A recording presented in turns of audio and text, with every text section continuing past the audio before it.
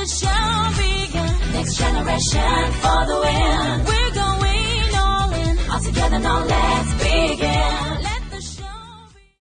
Good day, Michael. Good day. Welcome to Singapore. Thank you. Thank you for joining us at the WIT studio.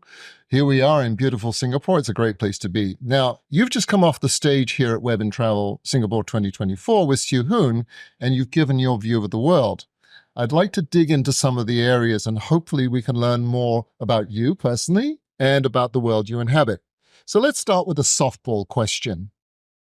In your worldview, is this as good as it gets after COVID? I hope not. I think there's a lot of uncertainty, particularly in Europe. I think business thrives in certainty. We're a big election year, obviously, in the US, the ultimate uncertainty. While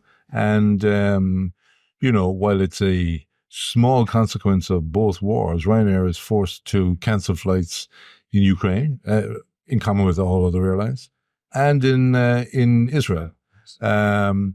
Obviously, I would personally prefer if neither of those conflicts were going on. So there hopefully will be better times ahead. However, Western Europe is doing well, has recovered well from COVID.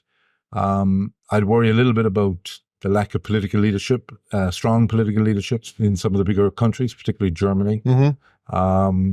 And the uncertainty in France is not good. But we've done well coming out of COVID, but I hope things can get better. Good. Well, thank you for that. Let's turn to Ireland. You were previously the chairman of Fail to Ireland. Current government policy seems to be upsetting in certain quarters. So is Ireland going to lose out in the data center market? Because you look over abroad and you're very concerned about the economy of Ireland. So do you think the government's policies to things like data centers with AI coming, is that going to help or hinder Ireland? Well, coincidentally, I've just stepped down as chair of the largest data center construction company in Europe, Winthrop Technologies, which Blackstone have taken a majority holding in earlier this year. Most of the data center construction in Europe, generally, as well as in Ireland, is carried out by Irish companies, in fact, because the initial data centers happened in Ireland, right. And the ultimate users, Microsoft, Amazon, Apple, and so on, have taken the Irish companies with them across Europe, mm-hmm. to Scandinavia, right. Benelux, and so on. The situation in Ireland, we've been bedeviled by certain government departments who are led by Green ministers, unfortunately, who have made decisions in relation to energy, the generation in particular, and indeed aviation, which have been retrograde and damaging to the economy. And hopefully these can be reversed. We're due an election in the next number of months in Ireland. And I certainly hope that we don't have the same green influence in areas of the economy where it's inappropriate, in my view. And the balance between economic development and the environment should be more in equilibrium than is currently the case. So I guess you're going to therefore support Michael O'Reilly's perspective about the passenger cap at Dublin, right? I am, yes. Just to revert on the data center thing, the issue there has been that the Minister for Energy, who's also the Minister for Transport, has refused to increase the generating capacity within the country. And as a result, we're inhibited from developing more data centers within the country with a huge demand from the major operators like Amazon, Microsoft, and Google. And we see them going elsewhere. Mm-hmm. In relation to tourism and travel, both portfolios of which are held by Green ministers, the cap at Dublin Airport for an island country is nonsensical. And the Prime Minister, to be fair, and the Deputy Prime Minister have both proclaimed that to be the case. They're both from other parties within the coalition and government. And hopefully, if they form the new government after the forthcoming election, we'll see a reversal of that policy where we have an open an open attitude towards growth in air travel, not just for tourism, but for economic development generally. Right. We have a closed sign up at the moment for economic development and for connectivity underpinning both that development and tourism, both across the Atlantic and to our European neighbours. And that's just a complete own goal as far as future development and future prosperity for the country is concerned. Well, let's stick with the regulators and things and bring in Ryanair. So Ryanair appears to be throwing its weight around a little bit in Europe these days, dropping Bordeaux, cutting capacity in Germany. Is this a trend you see continuing? And perhaps going back to your point about the regulator, won't this ignite the ire of the regulators against Ryanair, do you think? Well, I've been in Ryanair since 1997, and we have always, and we will continue always to fight increased costs, which are essentially the issue here. Bordeaux Airport reneged on a long-term agreement, which we signed with them, and effectively tried to increase costs. The German government has sanctioned very significant tax and airport charge increases in German airports this year. And it's not just Ryanair, by the way. I see Eurowings have cut capacity. Other airlines are cutting capacity at many of the airports in Germany. And for quite a while, the German government, successive German governments indeed, have been very negative about the prospects for aviation. And I think they will regret that. I believe that aviation is an initiator of economic development. And Germany certainly needs that boost at the moment. It definitely is flying in the face, in my view, of economic reality. So it's not that this is a new trend for Ryanair. This is a continuation of our constant battle on behalf of consumers to lower costs so that we can give them lower fares and stimulate more demand, which in turn stimulates economic activity and gives us that virtuous cycle of growth. So let's stick with that idea. You were pointing a little finger there at Germany, and obviously there's some issues going on with the major carriers in Europe. So if we see restructuring now announced for both Lufthansa, core brand, and for AF and KL, Air France and KLM, is this too little too late, or are they just too big to fail, or both? Well, I mean, both airlines had to get substantial government help during COVID, which neither British Airways nor Ryanair got significantly. I feel that their concentration, particularly Lufthansa's concentration, is on long haul. They're still below their pre-COVID levels in short haul, significantly below them actually. And Air France similarly never had a product that was sustainable from a profitability point of view in short haul. So this pressure is increasing as Ryanair and other low-cost airlines develop and grow across Europe. So what's happening now is a direct consequence of that. And you have these, attempts, for example, around the fringes of these activities, which are completely counterproductive and fly in the face of official policy of the EU, which is to promote the liberal use of competition in air travel. For example, what the Dutch government have tried to do in Schiphol, which is to restrict access, which happily was overturned by the courts, and secondly, also to absolve KLM as the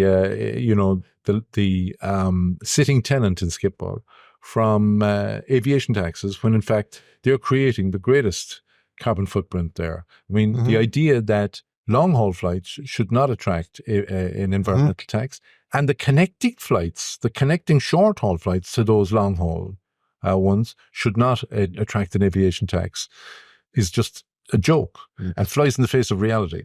It ultimately does. Those anti-consumer and anti-competitive actions come back to bite you, and I think that's what's happening. I think you're going to see that, but there's this other move towards moving short haul out of air and onto the trains, which that's going to bite them as well, because when you look at the actual true cost, never mind any other cost, whether it's true cost or not, the retail cost of a train journey of 300 miles is way higher than what you can offer. Of course. And so you're trying to tell people no, tax it or whatever you're going to do, try and make it happen. And as a result, you look at the fare and the consumer goes, I'm confused. Why am I being penalized for choosing something that is allegedly greener? I'm not a fan of Adam Smith in the pure sense, but interference with the market, in my view, is counterproductive. And ultimately, consumers will vote with their feet, both from a cost and a service perspective. And they've been doing that, since low fares were introduced in Europe, and they continue to do that. And trains are an alternative at certain distances. And they've got to be a good service and at a good price. But ultimately, you can't force customers. We're not in a Marxist economy here. Not yet. And a command economy. Well, hopefully we're not heading that way either. So let's turn a little bit to the new situation over at Southwest. So you put a finger on there, and I'm looking forward to your podcast at Stronger Southwest. Have you actually recorded it yet? I have indeed. Okay, well, we're looking forward to it. But I haven't seen the edited version yet. All right, so Greg's is dropping today or tomorrow, right? Yes. Yeah. In your opinion, you talk about putting the finger on costs, right? Where did it all go wrong for the airline? Was this a recent phenomenon? Tell me what you think. I think there are two aspects to this. One is cost, but more importantly to me, the opportunity on revenue is considerable. So Southwest has been very, I won't say arrogant, but they've been very comfortable in their own self-satisfied way about the preeminence of their wisdom when it came to running a low-cost airline. And of course, the circumstances have changed in the environment, particularly around technology. And they have that has passed them by, unfortunately. So also their inability, or their lack of inclination at least, to change their model to disaggregate the proposition, where with Southwest, customers who don't carry a bag are still subsidizing those who do, right, by offering free bags. Similarly, they proposed changes in this more recently, but the idea of free seating, that went out 10 years ago. And the attendant scrum at the boarding gate, which involves crew, trying to reconcile differences between customers as to who gets which seat and so on.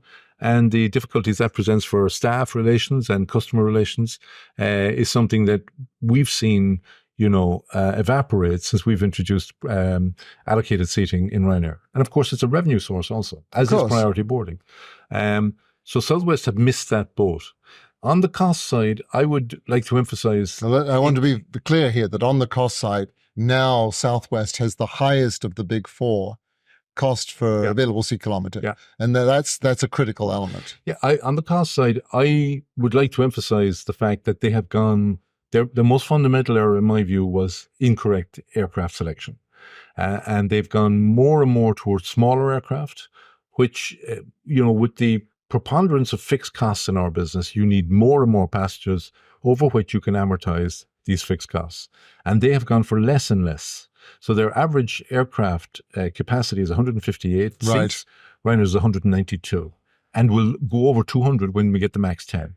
So all of that, and you're essentially amortizing the same costs over that. The difference in the capital cost of the aircraft doesn't make up that difference.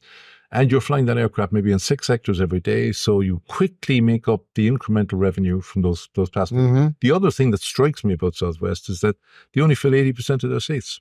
You're wrong. Yeah. Ryanair fills 94%. Yes. So there's an inherent opportunity here. On the one hand, load the schedule earlier, offer lower fares than you currently do, and all that extra revenue, going from 80 up to 90 plus, is incremental with no attendant cost. It'll reduce your average fare, but it brings a whole new cohort of customers who are ultra price sensitive, and expands the market essentially. And that was the old idea of Herb Kelleher's. It's still the idea of Ryanair. It's still the idea of many of the low-cost operators worldwide, including people like Indigo and some of the best people in the business. we believe it's completely applicable to the Southwest scenario in the US. The other major element for me on the revenue side, with my experience, is that, and scheduling, is that they have a minimum of a daily service to every destination. Now, that's very inhibiting, and Ryanair's experience is very different from that. Firstly, in terms of testing new routes, to do them 2 and 3 or 4 times a week, and then build them up over time, or maybe not. But, leave them at 3 and 4 times a week, and they develop as very profitable, unlikely to have much competition on them because they are, by definition, thin routes in terms of demand. But they have enough demand to make the proposition profitable. And it also Isn't that the obsession, though, that has existed with all American carriers, that they must have daily service? It seems to be. So if you look at, and I'm glad you brought this point out, because if you look at the US market, the reduction of regional flying has been significant. You've got 50 cities no longer have any transportation by air at all. You've got hundreds of cities who've lost massively amounts. So the obvious thing to say is, well, why are you doing that? Well, I can't support daily operation. Well, don't do daily operation. Absolutely. Right? Absolutely. So this, I think you brought out a very good point. So let me bring that back then to Ryanair. If you had to pinpoint one thing about Ryanair that Ryanair does that almost nobody gets, what would it be? What's the element of the secret sauce that people just ignore? Well, I think we try to recognize the added value that we bring to any particular route or any particular new route or expansion on an existing route. So, for example, the value to our partners, such as airports who are fixed in a particular area, servicing a particular region, they have capacity, and by definition, they have spare capacity. No incremental cost. If we can start a conversation with them which recognizes that and says, we can give you extra passengers, which are a revenue opportunity for you, car parking, retail sales, all other types of coffees, teas. Customers are in spending mode. Passengers are in spending mode when they're traveling. So you can, insofar as it's possible, take as much money legally from our passengers as they pass through your facility. And we deliver that to you. But in return, we want a declining or zero cost to do that. They're our passengers, they're not yours. And this relationship is, the definition of our relationship with airports is very important, and with other partners. Customers are out. They're traveling because of our fare for no other reason. They haven't suddenly discovered, the joys of Brindisi or Hula in or Zadar. They've never heard of it before. What they have heard of it is a €50 fare. Right. And it brings them all around. And our facility, one of our offerings on our excellent website is you can sign up for at a fair lip. What can I get for a certain price? Right. And many people go to places they've never heard of, can't even pronounce, and they want to go back there subsequently. So uniquely, we can offer that. The stimulation. We can offer that because of the other economies and cost savings we have generated in our business. But nobody, and ultimately, when they spend $50 or €50 with us, they spend 500 or 1,000 in the destination. Right. It's accommodation, car rental, meals. So you're advocating. That whole added value thing. It's a macroeconomic value. It's, call it whatever. Yeah. We're not getting our fair share of it, by the way, in my view, because we make the big investment. Right. We buy the big aircraft. We pay expensive salaries to, as you said, to the pilots. And cabin crew, and we very good employment conditions with these people, and we invest in recruiting these people on a grand scale every year, and we have 27,000 people now underpinning this business. So we are constantly, how would I call it, fine-tuning our relationship with our partners, and it's something that I suppose we champion all the time, and we try and convince them that we're adding more value than we're being paid for, frankly. So let's stick with the human side of that, right? There's a thread on LinkedIn at the moment about AI killing the OTAs. Would you agree with that statement? I think it's too early to tell. was John Lai said about democracy. Right. It's too early to tell whether it'll work or not. Yeah. And particularly, I think with AI, the evolution of it is so dramatic. The changes are so dramatic and so fast. Everybody is threatened by every disruption.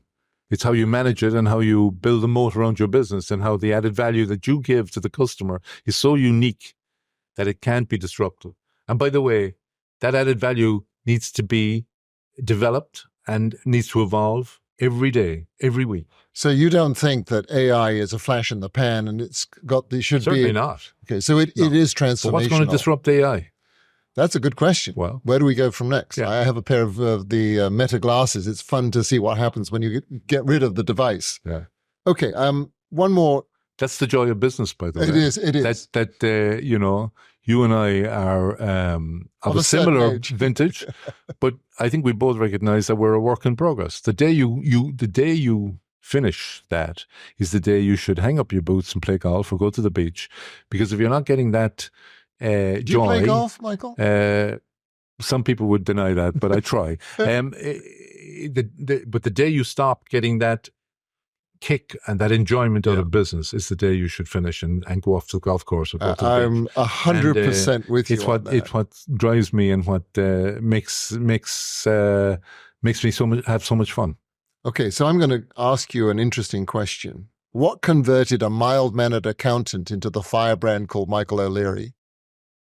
He's not an accountant. He didn't pass his exams. You know that. But his first job with the Ryans was as an accountant. That's true. As a tax advisor. Right. I think he's just very ambitious. He was educated by the Jesuits, which is probably a key to. They say sadly, some of us were. If you give them the boy, they'll give you the man back. I've seen other Jesuit-educated people who are much more mild-mannered than Michael, so I can't pin it all on the Jesuits. But he's, Ireland has. I'm not saying they have a lot of Michael O'Learys. Clearly, they haven't. But Michael comes from a background in the land. He will say ultimately he's a farmer, and you really need to be a breeder. Yeah, but you really need to be sharp to make money in farming. You're trading on your wits. He loves what he does. He's very ambitious. He likes winning. And he's been a phenomenal leader for the industry and obviously for Ryanair. And there's much more to come. I would agree with that. So to finish up, I'm going to ask you a couple of quick fire questions. You have to choose. This is a binary choice. All right. So you get a choice of two. Are you ready? Okay. First up, Southwest or Delta? Southwest. Wizz or EasyJet? Ryanair. Booking or Expedia? Booking. Airbnb or Trip.com? Airbnb. Okay. ChatGPT or Gemini? Pass. Okay. Accor or Marriott? Or Marriott. Okay. Africa or Latin America? I love Latin America. India? Argentina especially. Okay, very good choice. India versus China? I think India ultimately because of their governance and because of their governance primarily. Kate Bush or Sinead O'Connor? Oh, sadly Sinead is not with us. I'd have to go for the Irish person. Yeah, Sinead. Okay. Pink Floyd or Oasis? Pink Floyd is my vintage. Okay. Thank you, Michael Cawley. Thanks for your time and safe journey back to Europe. Pleasure. Thanks very much. They're ready now. Let the show begin. Next generation for the win. We're going all in. Take center stage now. Let's begin. Let the show